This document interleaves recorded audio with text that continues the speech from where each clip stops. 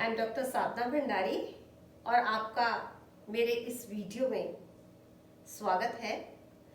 आज का मेरा वीडियो है scope of public administration. Scope of public administration. Scope को हम हिंदी में कहते हैं क्षेत्र। क्षेत्र का आशय परिधि है, एरिया है। लोक प्रशासन का क्षेत्र हम डॉटेड लाइन से दिखाएंगे।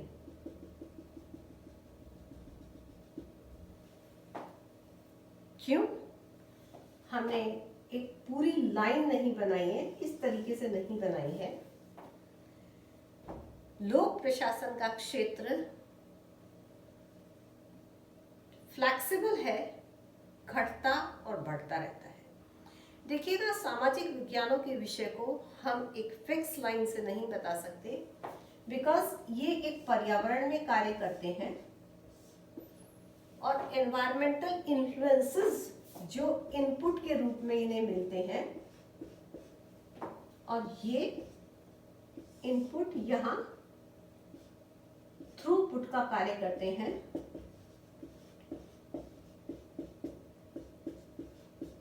और यहां ये आउटपुट में बदल जाते हैं। इनपुट एनवायरनमेंट के, क्योंकि पब्लिक एडमिनिस्ट्रेशन का जो एनवायरनमेंट है वो टेम्परेचर, प्रेशर इस तरीके का नहीं है, बल्कि political, social, economic, cultural, technological है। तो लोक प्रशासन का क्षेत्र है, उसको हम डॉटेड लाइन से दिखाएंगे। अर्थात क्षेत्र की परिधि एक फिक्स लाइन नहीं है, इसमें चेंज होता रहता है। लोक प्रशासन के क्षेत्र के बारे में बहुत कॉन्फ्लिक्ट है। पहली जो विचारधारा है वो है ब्रॉडर व्यू और narrow view. Broader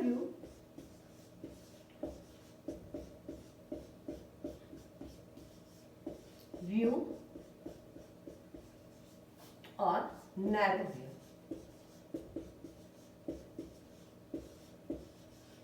narrow view, broader view से आशय है सरकार की 3 शाखाएं। मैं पुरानी वीडियोस में भी इसकी चर्चा कर चुकी हूं आपसे। व्यवस्थापिका, न्यायपालिका और कार्यपालिका। व्यवस्थापिका कानून को बनाती है, फ्रेम। न्यायपालिका कानून की व्याख्या करती है, एक्सप्लेन। और कार्यपालिका इन कानूनों को क्रियान्वित करती है, implement.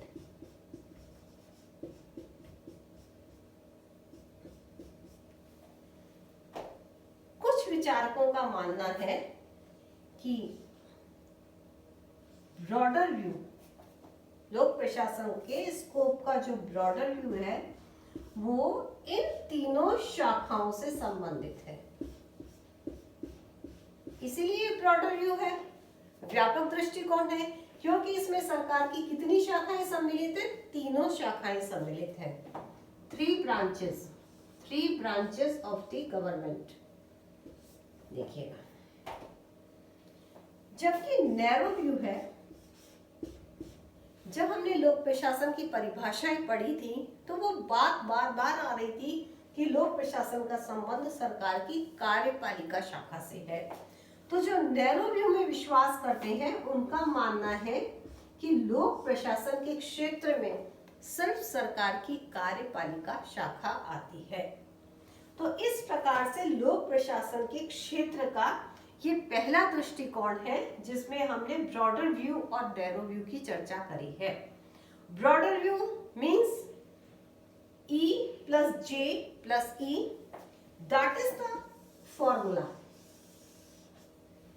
Narrow view means only E. इस आप फॉर्मूले को याद कर लीजिएगा तो आपको कभी भी प्रॉब्लम नहीं होगी।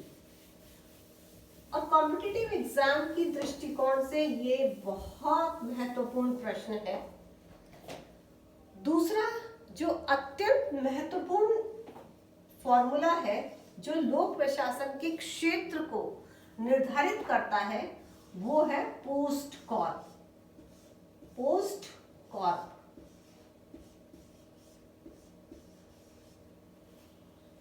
अत्यंत महत्वपूर्ण क्वेश्चन, अत्यंत महत्वपूर्ण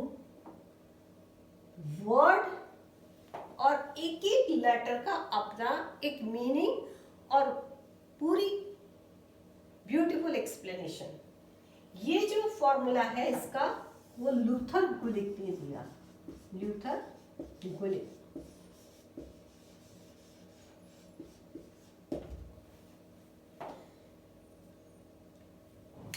ऐसा कोई एग्जाम नहीं है जिसमें लोक प्रशासन विषय हो और पोस्ट कॉर्प से संबंधित प्रश्न ना आए।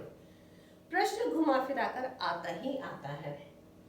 हर एक लेटर का एक अपना स्पेशल मीनिंग है। यहाँ पे पी,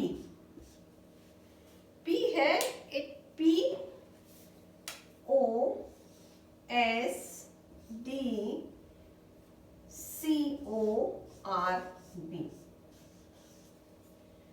ये सारी गतिविधियां हैं सरकार की जो कि लोक प्रशासन के क्षेत्र को निर्धारित करती हैं। देखिएगा पी का अर्थ है यहाँ पे प्लानिंग। प्लानिंग, प्लानिंग का मतलब है हिंदी में नियोजन।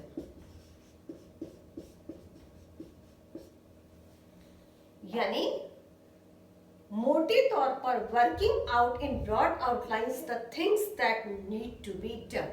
अर्थात ब्रॉड आउटलाइंस में आपको यह निर्धारित करना होता है कि हमें क्या करना है। और नियोजन क्या है? नियोजन is a tool to track the future. हम भविष्य को पकड़ने का एक जाल है। प्लानिंग के माध्यम से हम ये निर्धारित करते हैं कि हमें आने वाले समय में क्या करना है। दूसरा है ओ। ओ का मतलब है यहाँ पे संगठित करना या ऑर्गेनाइजिंग। ऑर्गेनाइजिंग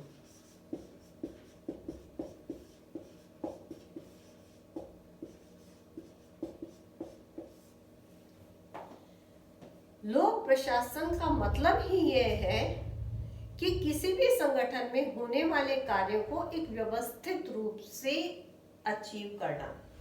संगठन के जो लक्ष्य हैं उनको एक सिस्टमैटिक तरीके से हम अचीव करते हैं। तो लोक प्रशासन के क्षेत्र में संगठित करना आता है। और संगठित में किस प्रकार से करेंगे? आप स्टाफ को करेंगे, आप उसकी यूनिट्स को करेंगे, आप उसके फाइनेंसेस को करेंगे और इन सबको कहाँ डायरेक्ट करते हैं? Achievement of the common goal.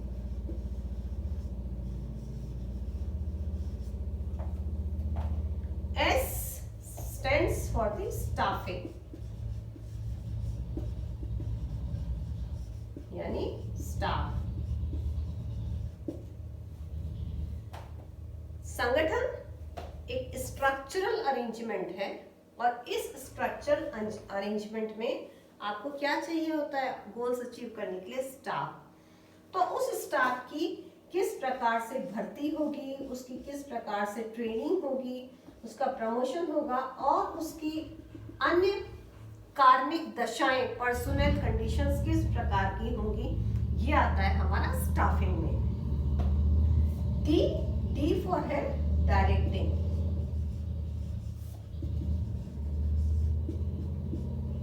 दिशा निर्देश।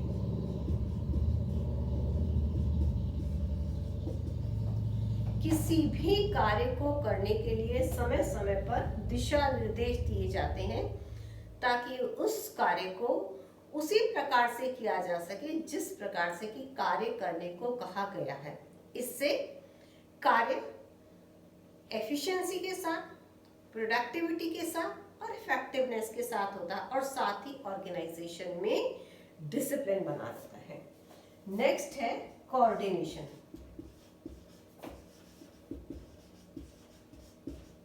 कोऑर्डिनेशन का मतलब है समन्वय। संगठन की यूनिट्स में और संगठन के लोगों में, दोनों में ही क्या होना चाहिए? कोऑर्डिनेशन। कोऑर्डिनेशन का मतलब है आपस में मिलजुल कर कार्य करना। ये कोऑपरेशन तो स्वतः होता है, कोऑर्डिनेशन करवाया जाता है। देखिएगा, कोऑर्डिनेशन इसलिए किया जाता है ताकि कॉन्फ्लिक्ट ना हो और ओवरलैपिंग ना हो। नेक्स्ट है रिपोर्टिंग।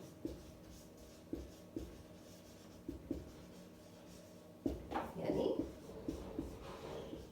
रिपोर्ट करना। जब आपको दिशा निर्देश दिए जाते हैं तो आप जिन लक्ष्यों को प्राप्त करते हैं उन लक्ष्यों की रिपोर्टिंग आपको अपने रिपोर्टिंग ऑफिसर को करनी होती है, ताकि उसे यह ध्यान रहे कि आपने कौन सा काम कितने समय में किया है, कितना काम करना बाकी है। और लास्ट है बजटिंग।